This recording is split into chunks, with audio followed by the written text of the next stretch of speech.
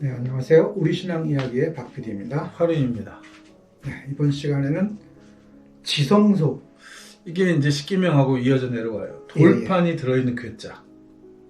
이 괴짝을 가지고 결론적으로는 황야를 건너서 요단강을 건너서 들어와서 정착했단 말이에요. 가나안 땅에 괴짝이 있었다는 거예요. 그러면 괴짝 이야기가 성서에서 갑자기 이렇게 슬그머니 사라져요.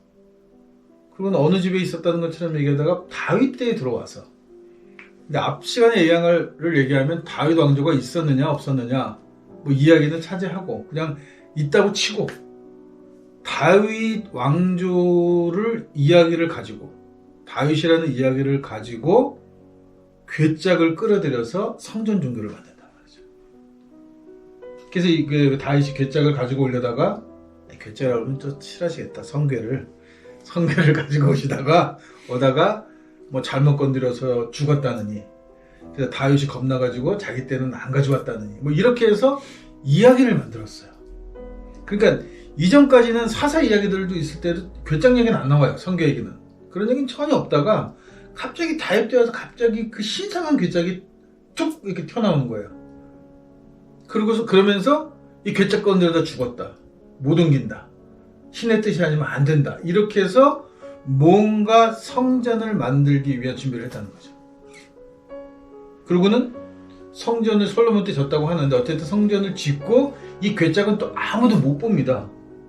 지정소 가장 안쪽에다가 쳐박아 놓고는 안에 들었다고만 전해지는 거죠. 이것도 구전이에요. 거기에 돌판과 아론의 쌍난 지팡이와 뭐 또 뭐더라? 만나 뭐 이런 것들을 이걸 집어넣고 봉했는데 괴짝 안에 그게 들어있다는 거죠.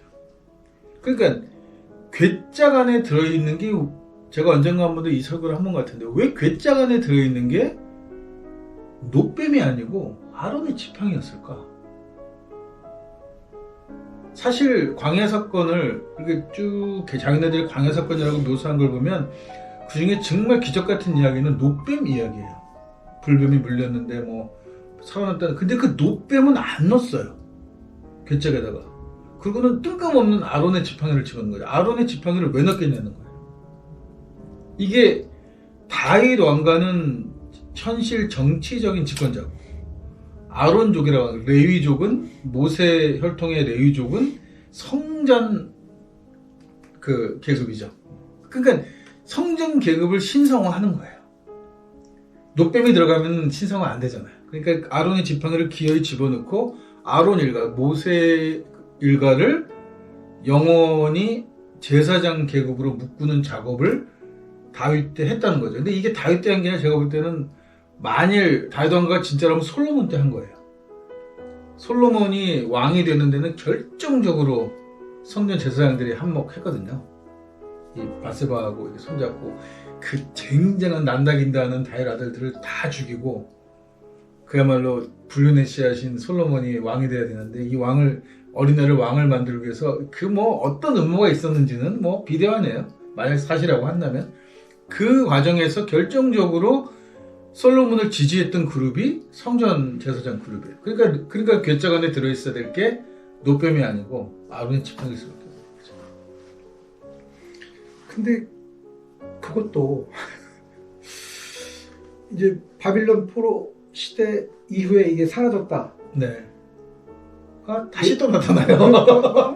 이제 다시 또 나타나는데, 로마의 땅에 사라지는 걸로. 예루살렘 함락되면서는 보니까 없더라. 네. 영화에만 있죠. 인디아나 존스에서만 존재합니다. 그러니까 저는 그런 생각을 막연히 해봐요. 성서에 왜 야곱 같은 인물이 들어갔을까? 그러니까 저 그렇게 구전으로, 역사적인 것들이 구전으로 이렇게 이어져 내려오면서 사실은 그 모든 것들이 다 뻥이 아닐까? 그렇죠. 저는 뻥이라고 봐요.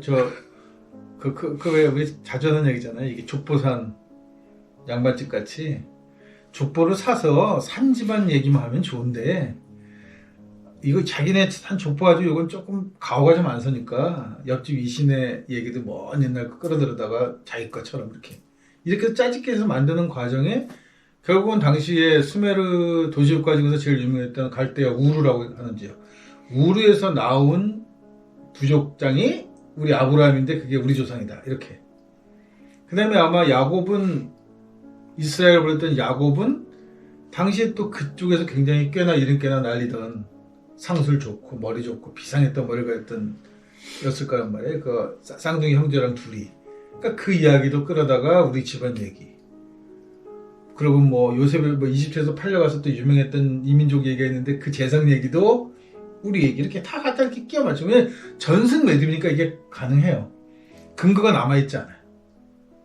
그리고 이제 이스라엘의 유목민들의 문제가 뭐냐면 지금도 문자가 없는 유목민들이 많거든요. 말은 있지만. 그렇죠. 그러니까 이거를 기억하는 방법이 전승 매듭이라 그래요.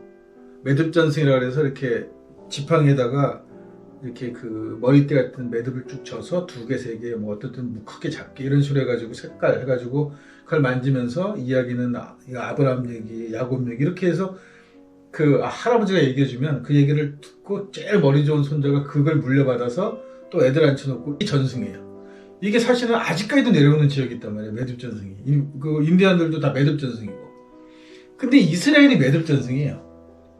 그러니까 이거는 누가 하나 지나가다 오마가며 들은 얘기 하나 신경을 써서 여기다 끼워넣으면 짤없이 그냥 다음번에는 그 얘기가 조상 얘기가 되는 건데 확인할 방법이 없어요. 왜냐하면 이 매듭을 쥐고 있는 사람만 알아요. 이게 진실인지 아닌지. 이 사람이 입을 안 벌리고 죽으면 그 다음번에 이 사람이 한 얘기가 그냥 진실로 전해져 내려오는 게 매듭 전승이라는 말이죠. 근데 한 가지 강조한 게 뭐냐면 타민족, 타문명은 문자를 갖고 있었다는 거예요. 그래서 거기에는 뭐 모세 얘기도 모세 비슷한 얘기 그런 얘기도 기록돼 있고 뭐 노아 얘기도 거기는 다 이렇게 돌판에 석판에 기록이 돼서 남아서 문자화돼서 남아 있는 건데 이스라엘이라는 정체성을 가졌던 나중에 이스라엘하고 뭉치는 유대 민족은 그거 몰랐던 거예요. 아 타민족은 글자가 있었어? 잘 모르는 거예요. 그러니까 자기네들 이 매듭 이것만 얘기하면 이게 영원히 통할 줄 알았던 거죠. 설마 이렇게 고고학이 발달되면서 이렇게 다 까발려질 줄은 꿈에도 몰랐던 거죠. 서울 안 가본 사람이 했던 거짓말 서울 가본 사람 그냥 우기니까 어쩔 수 없이 그런가 보다. 뭐 다 그렇다 다들. 그러니까 이제 이 성전 종교가 이게 나중에 솔로몬 죽고 나라가 갈릴 때 결국은 북왕국 이스라엘이라는 명목이지만 사실 12개 부족 중에 뭐 단부족은 11개 남았다고 치면 다 빠져나가고 유대와 레위만 남는 거예요. 레위는 성전 때문에 남아있는 거죠. 제사장적으로. 북왕국에도 남아있긴 해요. 근데 성전 때문에 얘네들은 이쪽도 저쪽 편도 속하지 않은 성전에 속해 있는 부족이란 말이죠. 얘네가. 그렇게 결국은 이 유대교라고 얘네가 부르는 모세 돌판 종교도 그냥 다윗 왕가 집안의 그 집안 종교인 거예요. 애당초 처음부터 만들 그렇게 만들어졌고 그리고는 그걸 감춰야 되니까 지성소를 만드는 거죠. 아무도 못 들어가는데. 그리고 거기서 허튼 짓 했다가 죽었대더라. 이래가지고 정말 죽을 것 같은 느낌을 주기 위해서 거기 들어가면 몸에다 방울 달린 옷을 입고 들어가서 땅을 소리 안 나면 죽었나 보다 하고 땡기면 소리 안 나면 죽었대더라. 아무도 본 사람은 없어요. 누가 죽었는지도 모르는데 죽었대더라. 그러니까 감히 거기는 신성시대니까 지성소라는 장소까지 신성시해 버렸으니까 괴짝을 열어볼 생각은 인디아나 존스도 괴짝 열면 난리 나잖아요. 똑같이 이 십계명하고 똑같이 이것도 이제 일단 지성소 이런 걸 만들어주고 종교에서 만들어 놓은 이유는 그 전에는 그냥 산에서도 하나님을 만나고 다 만났잖아요. 만났잖아요. 예, 산당 지성소라고 하는 게 필요 없는 그런 신과 인간의 관계였는데 굳이 이걸 만들었다는 얘기는 이 제사장들 그 계급의 어떤 권익 보호 모세가 만든 레위족에 대한 권익 보호죠. 그런 거를 위해서 물론 또 이제 이걸 역사적으로 보자면 그들의 지위가 굉장히 흔들릴 만한 그런 위기 상황이 있었다라고 봐야 되는 거죠. 그러니까 이제 그렇게 봐야 되는 거예요. 그러니까 이 당시 유대 지역이 이스라엘이라는 나라가 형성될 지역의 전체적인 종교적인 성향은 다 신에 산당이라고. 그러니까 신은 어디서든지 자기네들이 보통 산신이거든요. 산신들 이렇게 해서 자기네들 신들을 만나는 거였단 말이에요. 그러면 다윗도 그렇게 하면 돼요. 왕가도. 나도 그냥 우리 여기 하나 이렇게 신전이 하나 세워져 있는데 우린 여기서 만나. 이렇게 얘기하면 되는데 그렇게 해서 그냥 레위족이 밥 먹을 수 있는 방법이 없는 거죠. 그러니까 이 레위족이 그 솔로몬을 왕으로 추대하면서 밀었던 게 제사장 그룹이 밀었던 게 뭐냐면 독점해야 되는 거예요. 이스라엘 전반적에 걸쳐 있는 신들 종교 운영권을 독점해야 돼. 그러니까 성전과 지성소라는 의미가 뭐냐면 이제 야훼는 딴 데는 안 와. 딱 우리 신은 여기만 와. 이래야지 여기가 독점되는 거잖아요. 그러니까 그런 것 같은 게 이게 그 위기 상황도 있지만 역으로 내부 결속을 해야 되거든요. 그렇죠. 우리 공동체 내에서는 야훼를 믿는데 그걸 독점해서 할 수 있는 사람은 얘네 사제들밖에 레위들이야. 없어. 예. 그러니까 얘가 얘기하는 대로 너네는 다 들어. 그리고 이것이 우리 공동체의 특징인 거야. 이게 우리의 정체성인 거야. 그 왕과 정체성이 예. 다이던. 그렇게 해가 끌어들여야, 그러니까는 뭐 자기네들이 공동체를 유지하고 또는 이제 뭐 나라를 유지하더라도 그게 이제 주변 다른 신들이 많잖아요. 그런 상황 속에서 어떤 그러니까 이제 나름 어쨌든 살아남기 위한 방법이 북왕국과 남왕국 유다가 갈라진 이유를 성서는 세금 때문이다. 성전 건축을 하면서 솔로몬이 과도한 세금을 거뒀던 문제 때문에 그 아들이 됐을 때 세금을 탕감하더라 했더니 안 된다 해서 갈라진 건 하지만 저는 종교적인 문제가 굉장히 컸을 거라고 보는 거예요. 여기다가 딱 한 군데로 정해놓으면 이렇게 제사 때마다 여기를 가야 돼요. 신은 여기밖에 없으니까. 산당 종교의 장점은 뭐냐 하면 언제든지 내가 필요할 때 거기서 신을 만나 기도할 수 있고 종교적 행위를 할 수 있게끔 돼 있는 건데 얘가 독점을 해버리면 이 먼 거리를 가야 돼요. 북이스라엘은 주로 이 산당이에요. 중심이고 예. 이게 남유다가 이 성전 중심. 나중에 이제 그 바벨론 포로기 이후에 느헤미야가 이렇게 몇몇 개혁가들이 유대교를 정리하면서 북왕국을 뭐라고 결정을, 그러니까 이건 뭐 제 얘기 아니고 성서에 뭐라고 되어 있냐면 북왕국 이스라엘은 그 다신 문화를 가진 산당 종교였다 라고 딱 선을 그어버린단 말이에요. 그래서 먼저 멸망했다는 거예요. 하나님의 진노를 받아서. 나중에 멸망하면 괜찮은 건가? 자기네들은 좀 나중에 끝까지 버텼던 이유는 우리는 성전 종교이기 때문에. 그러니까 성전을 건축해야 된다.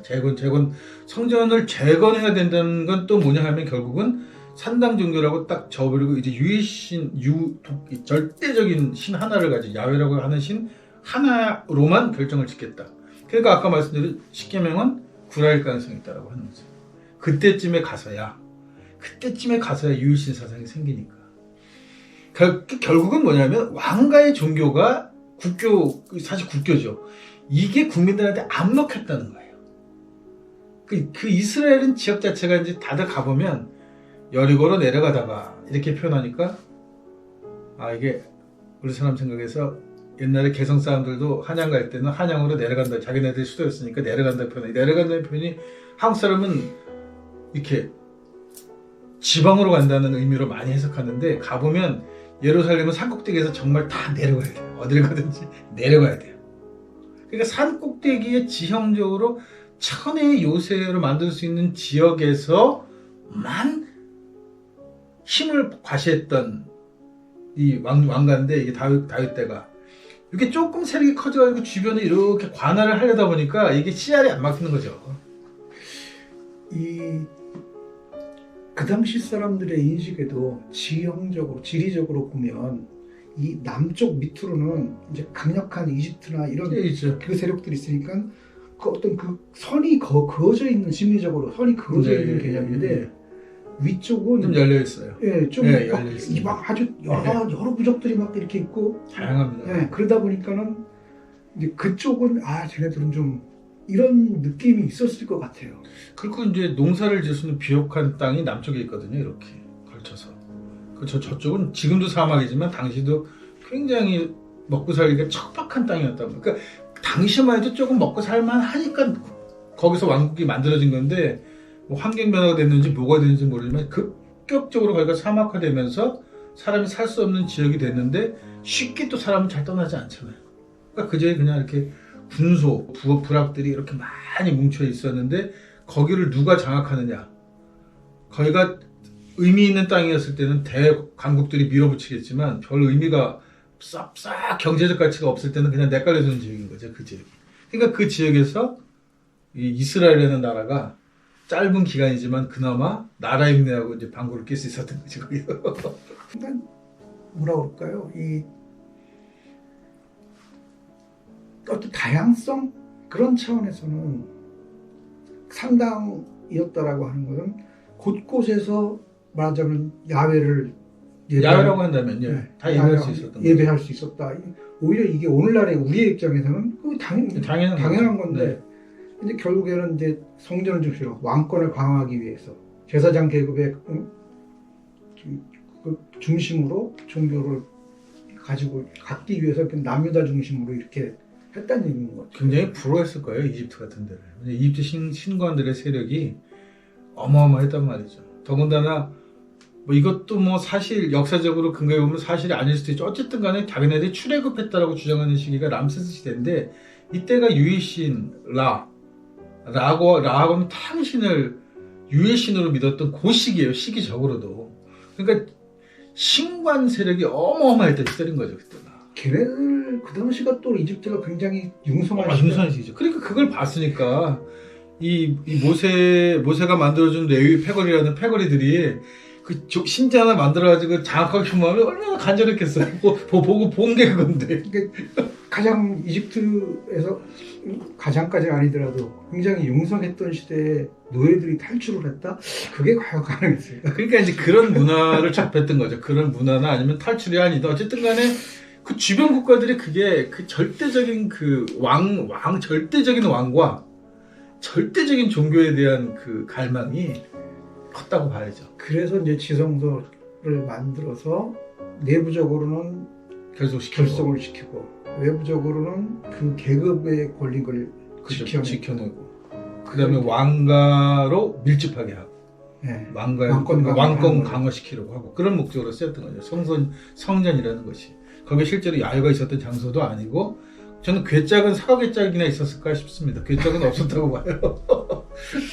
그러니까 오늘날에는 이제 그런 거에 굉장히 후대에는 이제 그게 아주 신성한 곳 이런 이미지로 다가올지 모르지만 당시에는 굉장히 그건 만약 신성했다면 뭐 바벨로니아도 그렇고 로마 군대도 그렇고 지성소 들어갈 때 다 죽었어야죠.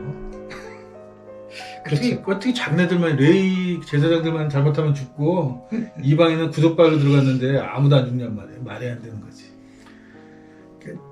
그런 것 같아요. 오늘날에는 이런 지성소라고 하는 거는 각 그냥 그 개인의 마음 속에서 지성소를 둬야 되는 거지. 뭐 어디 특정 장소가 지성소다. 장소는 아니다. 지성소가 네, 장소일 수 없다. 예, 우리 종교적으로 오늘날에는 그렇게 받아들여야 될 것 같습니다. 네, 여기까지 이야기 마치겠습니다.